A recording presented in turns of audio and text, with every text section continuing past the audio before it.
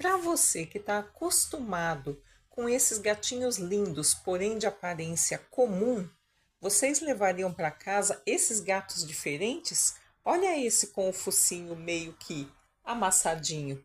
E esse sem pelo? E esse totalmente pelado? O que você achou dessas espécies? Olha como a natureza é linda, tem bichanos de todos os tipos. Mas aí, desses você teria ou você acha muito diferente? Comente aí. Para mim são todos lindos.